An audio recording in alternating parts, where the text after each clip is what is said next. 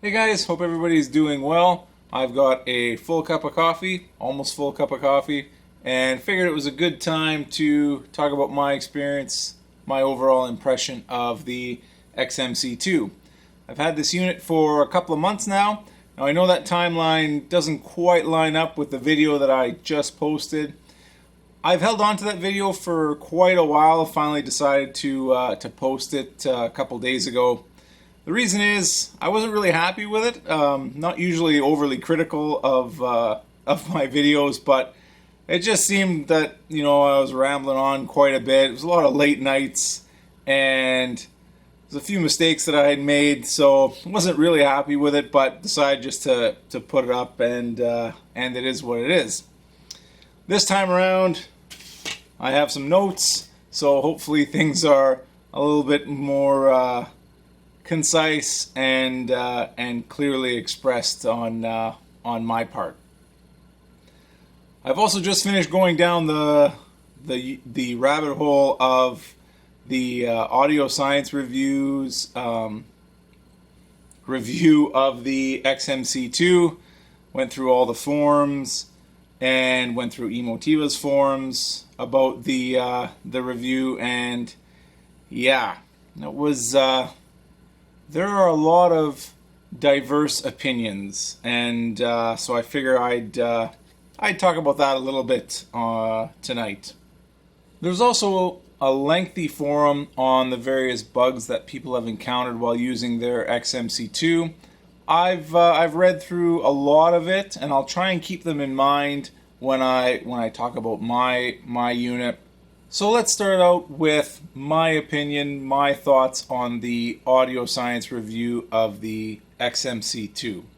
Now, I read audio science. I can appreciate the measurements that they do, the work they put into it. More data is always better.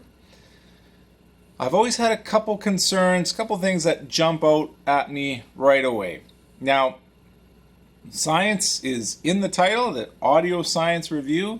I've never really mentioned this on my channel before, but my day job is I'm a technician in a research lab. So what I'm going to do is put on my science hat. A lot of people don't like the science hat. I get it. It's very nitpicky. It's very precise and very careful in the language that we have to use.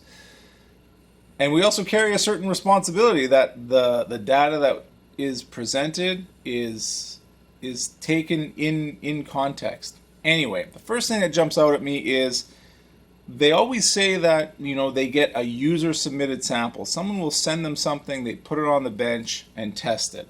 Now this isn't specific to the XMC-2 reviews. I've noticed it in a lot of their reviews. A user will send them something and they'll test it. That happens to be the case with the XMC-2 review, but there's a lot others.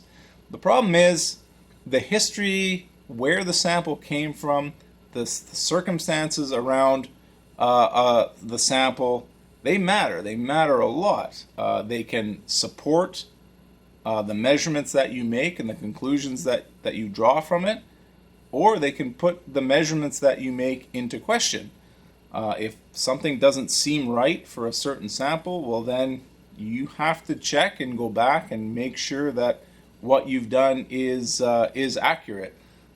You can liken it to if you go test drive a car. Let's say you go and test drive 3-year-old Mazda CX-5, 20,000 kilometers on it, or whatever, 20,000 miles on it, right?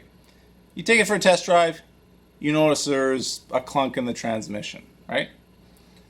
What conclusions can you make from that? Well, you can reasonably conclude that there's a problem with that car's transmission.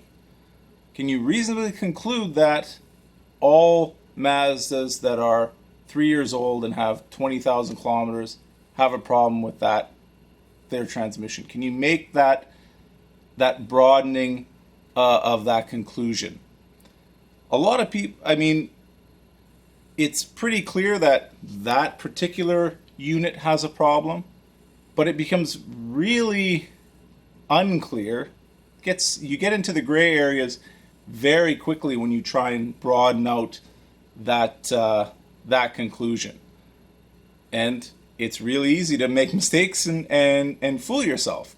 So to take a user submitted test sample, run tests on it, find that those tests disagree with the QC tests and the measurements that the company perform, but still come to the conclusion that no, this is not a good product, is questionable.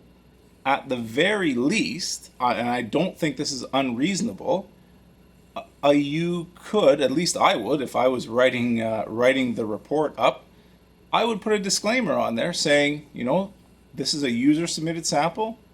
The measurements that we receive are not the measurements that the company claims to receive and to test.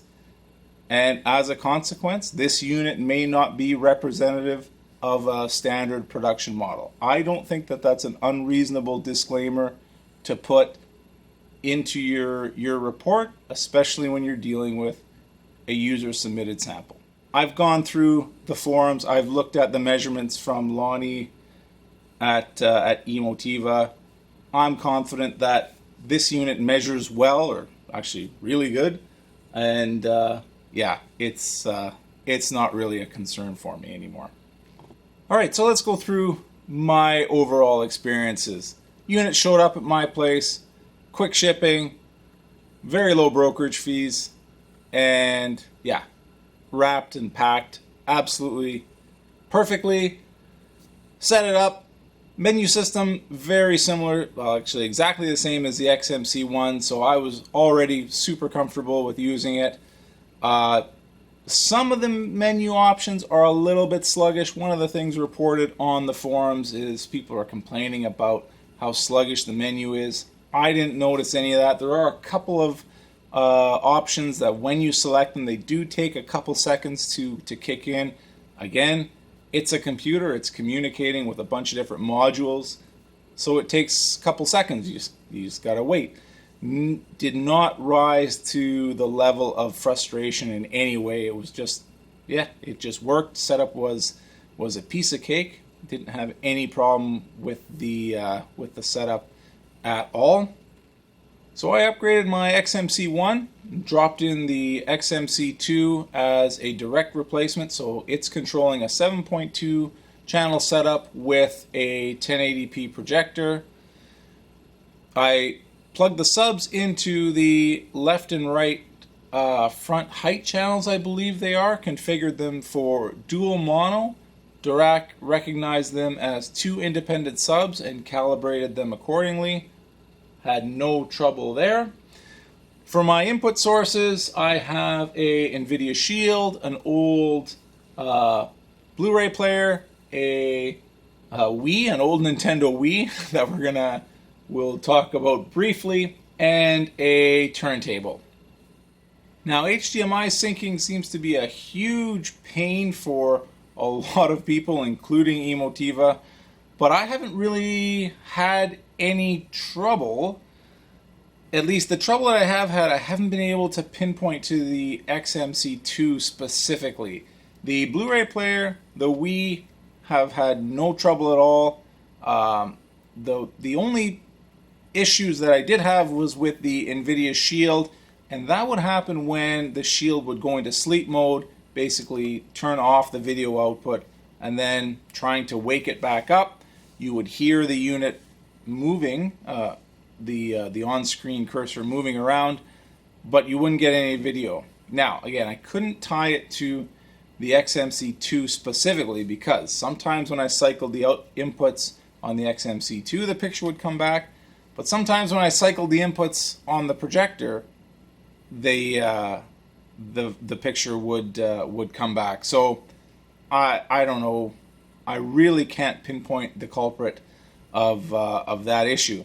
Turns out I ended up just turning off the sleep mode.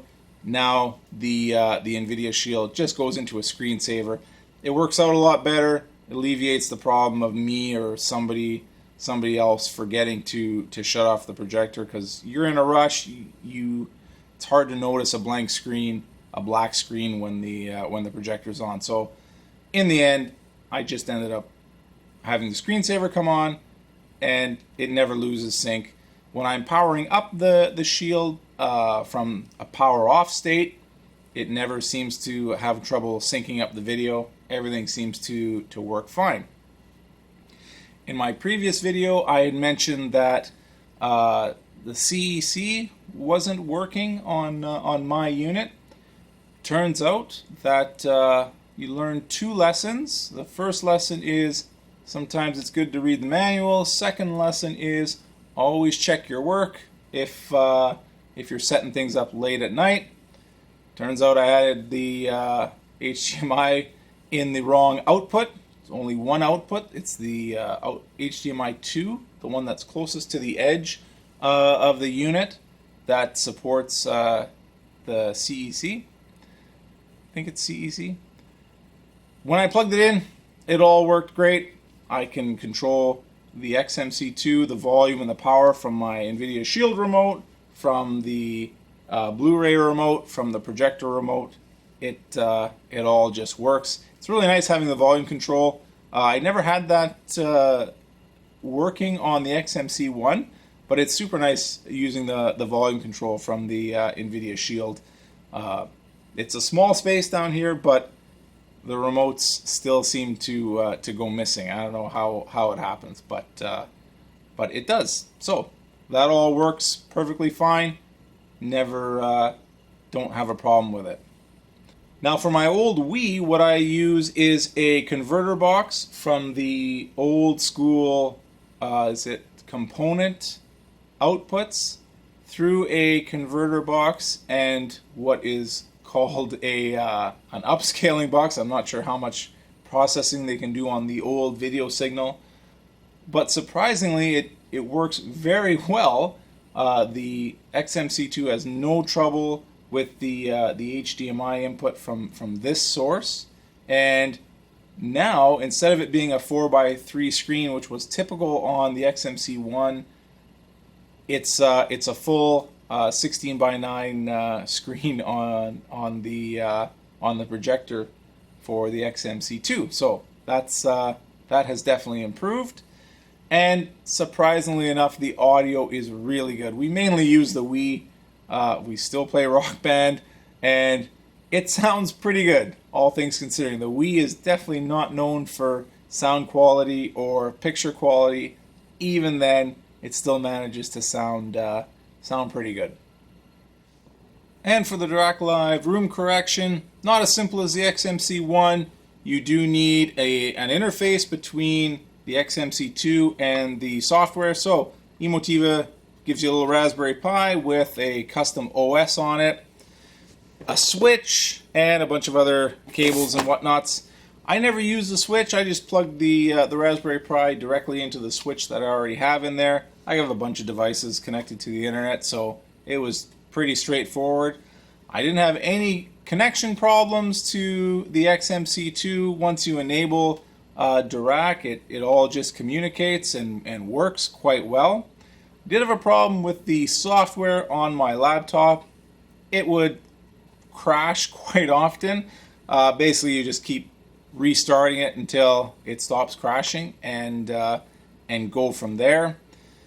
Can't really fault Emotiva for that. I'm using an older laptop, it's Windows 7, which is below the recommendations. So, you know, that one's kind of on me, but I got through all the measurements without any issue. Nice thing about having the Raspberry Pi is pull out the micro SD card with Emotiva's OS on it, format an SD card with the Volumino OS, pop it in here, and then you have a streamer. Plug in the USB key, the USB from the XMC1, and you can stream music from your phone right to the unit without having a laptop or anything attached. Just use the included Raspberry Pi.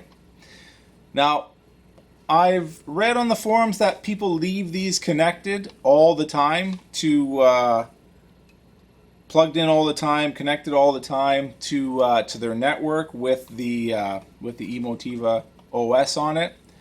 I caution against that. I've had a bunch of Raspberry Pis, and before that I was using the QB boards, and I had them set up again as DLNA clients for my multi-room setup, so that if I was, in the garage, I just play a specific song to the Raspberry Pi.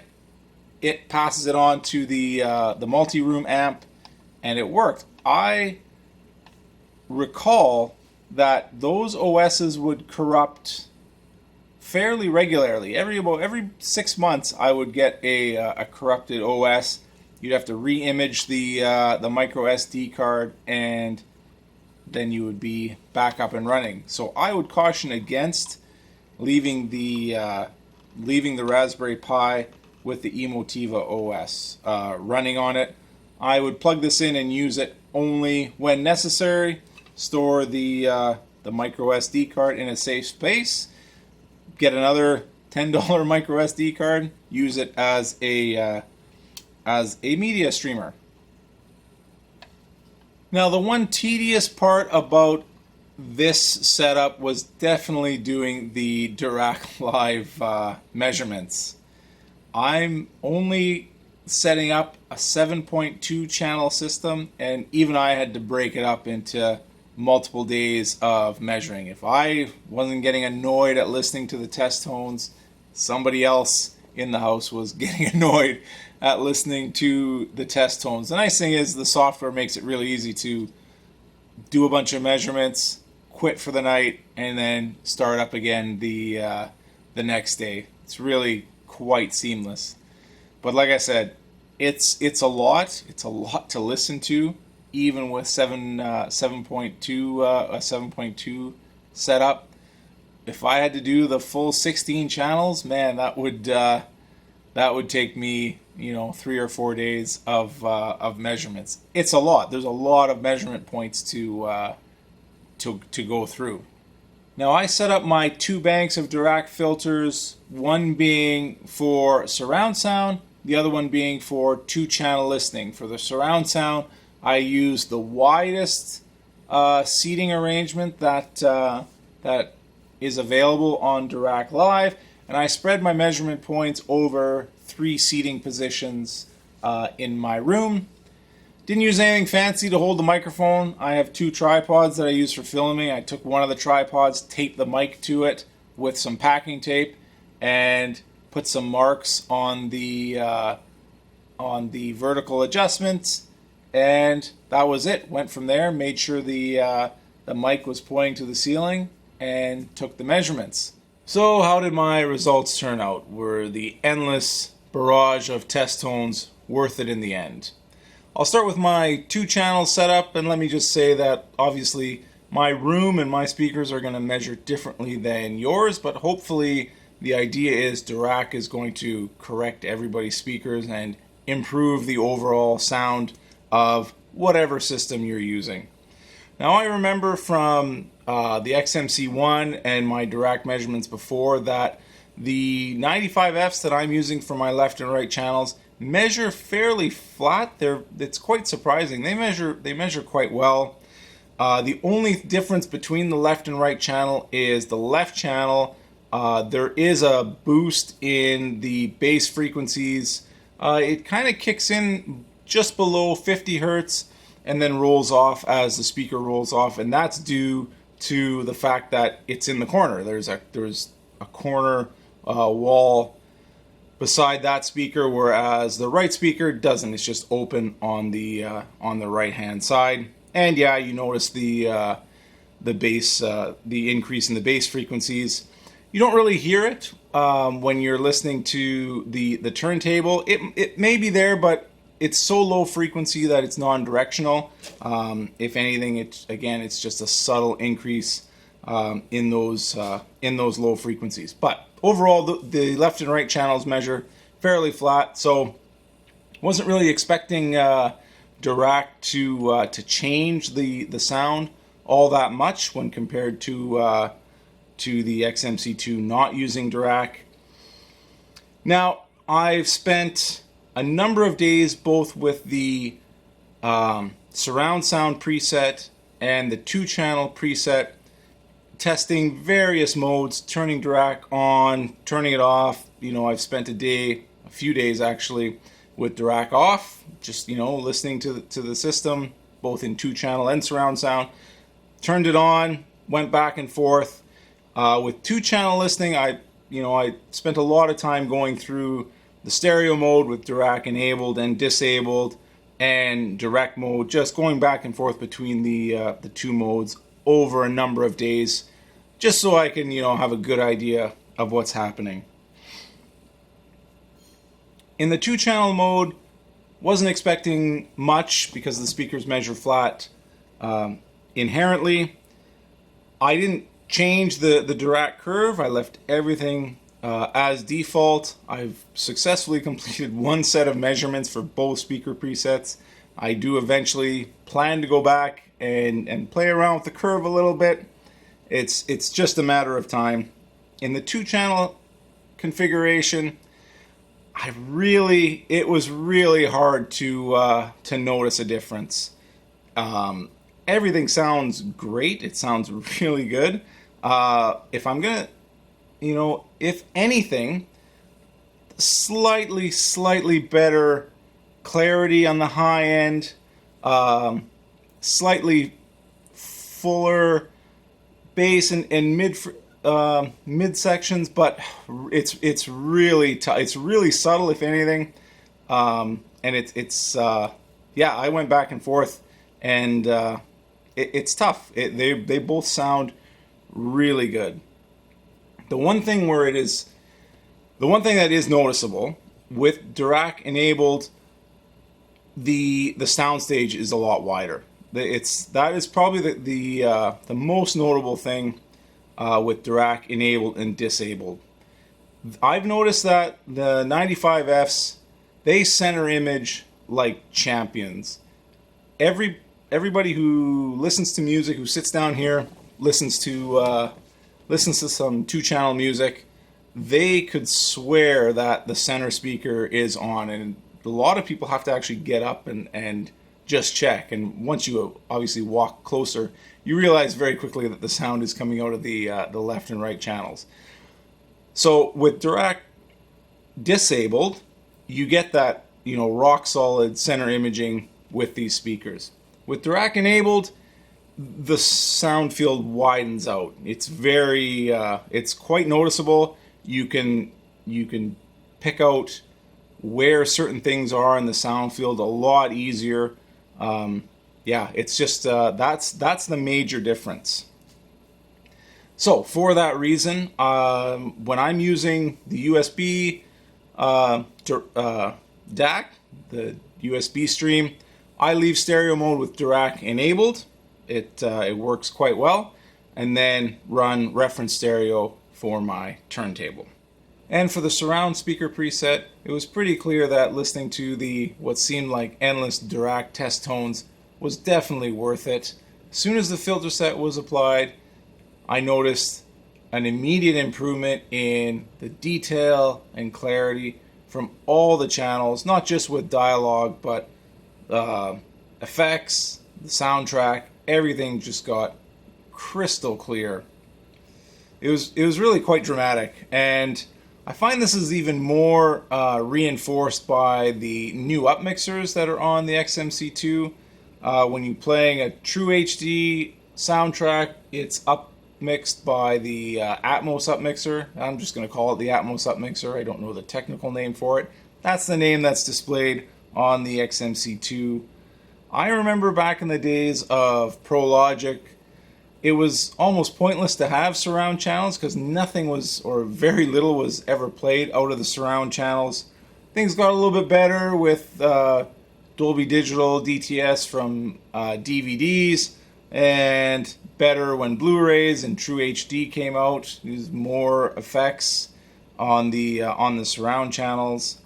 I find with the Atmos up mixer, it routes a lot more of the soundtrack to the surround channels, and when every channel is crystal clear as it is on the XMC2 with the Dirac filters, it can be quite immersive and quite an experience. Now, I've been going through the forums, reading problems that other people have encountered with their XMC-2. Fortunately for me, it might just be luck. I haven't experienced any issues to date. The CEC is working. Now that I've corrected my own mistakes, I can control everything. It's actually quite nice. I've got everything controllable through the Shield remote. Hit one button, everything turns on, and if it's already set to the Shield input, all I have to do is find this remote, and yeah, I can control everything from one spot. I may actually disable it. There's been a few times when you hit the power button by accident, or somebody sits on the remote and hits the power button by accident. The kids accidentally press the power button and basically shuts down the whole system. And if you have a projector, you have to wait the projector's cool down time and then startup time, and then you start wondering, cycling the bulbs on and off like that, if you're degrading the life of the bulb.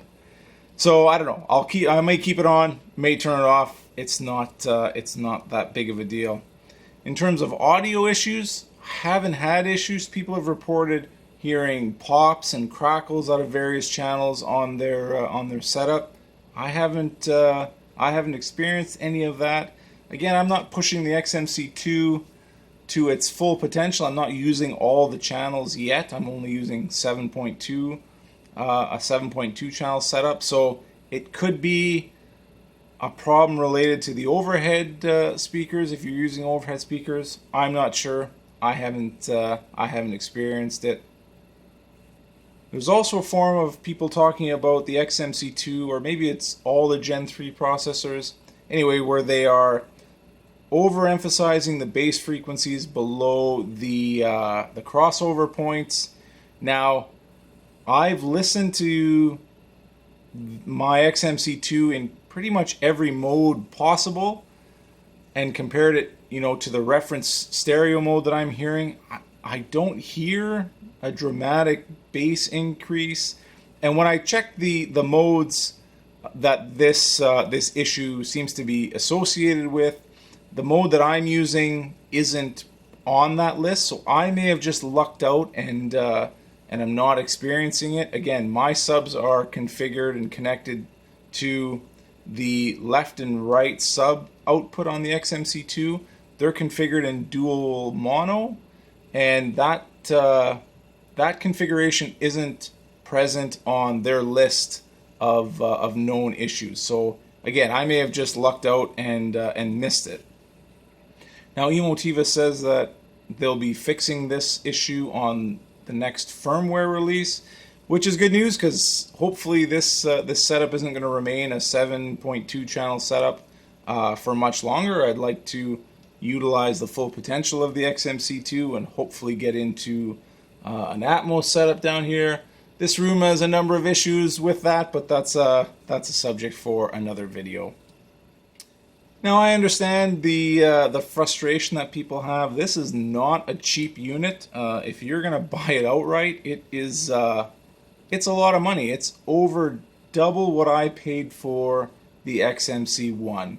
Now, again, it's a different animal. It's a much more complex and capable processor, but still, it's not cheap, and I get it. I'm the kind of person that I enjoy, figuring stuff out, wiring up, pulling wires through walls, wiring up the backs of these units, digging through the menus, configuring everything, doing Dirac measurements. I enjoy doing all that, but when something is supposed to work and it's all set up properly, it's supposed to work, but it doesn't work, that is the peak of frustration. I can definitely see where people can get super upset about something not working. I get it. It can be, one of the most frustrating things out there. At the same time, I get it. These are complex things. when you're dealing with, tracking down bugs and trying to fix bugs, you can fix the most complicated bug in an hour if you're lucky enough just to spot the problem in the code. And then the most mundane, silly bug can take you days to troubleshoot and figure out where it is. So I understand it from both sides of the coin, as it were. Should you do the upgrade? Well, I did, and I do it again without hesitation. It's it's a very generous offer from Emotiva. There is no way that you're going to get full retail value for your XMC-1. I've been using mine for almost 5 years when I traded it in, and you get a new processor, much more capable, and you get a new warranty for a full retail trade-in. I don't think you're going to find a better offer than that. In my opinion, if you are going to, at any point in the future, going to move beyond the capabilities of the XMC-1, then upgrade. It makes sense to do the upgrade. However, the XMC-1 is a really good, very good sounding processor, and if you're sure that you're going to stay within the capabilities of that processor, then keep it. Alright, so let's wrap this up. My XMC-2 has been on the shelf here for 3 months, and in that time I've had no issues at all. The sound quality has been excellent. If you're comparing on a pure audio quality, is it better than the XMC-1? Oh, it's tough to say. The XMC-2's DACs are better on paper, but the XMC-1 had, really good DACs as well. And does it translate into, a better sound? I don't know. It's really tough to say. I will say though, the up mixers on the XMC-2 are better than the XMC-1. Like I said, the immersive sound that you get out of the XMC-2 and the Atmos up mixer, I've never experienced that on the to that level on the XMC-1. Similarly, the Dirac filters out of the box for me worked extremely well. I remember the first set that I made on the XMC-1, they did not sound very good. The bass and the mid-range just sounded hollowed out, and that was not the case here. To this date, I've created 2 Dirac filters, one for each speaker preset, and that's it. I've been listening to those to this date. Now, as time permits, I am going to experiment a bit more. There's lots of options. You can change the curve in Dirac, you can change the windows, store multiple Dirac filters for each speaker preset. There's a lot of playing around you can do, and time willing, I will be able to do that. But the initial filters that I created work very well, and I've been listening to those for most of the time this has been on the shelf, and they're, like I said, they're great. Value is subjective, very subjective for different people. This is an expensive processor. But when you're, at the 16-channel processor market, it's not the most expensive one that's out there by far, and it's if compared to the other ones, it's pretty reasonably priced if you're doing that comparison. Still, as I said, it's more than double what I spent initially for the XMC-1. Would I buy it full price if I was shopping for a processor today? I probably would. I tend to take a long-term view of these things, and so I would probably pull the trigger on an XMC-2 with the intention of definitely keeping it for an extended period of time. Now that I have this unit, I do intend to do an Atmos setup in this room. There are a number of challenges. to doing that in this space, but at the very least, I'm going to keep an eye on the used market and see if in the next month I can find something that will that will help me in my Atmos adventures as they work. So I'll keep you guys up to date with anything I find and let you know if I have any issues with my XMC2. Until then, I'll see you later.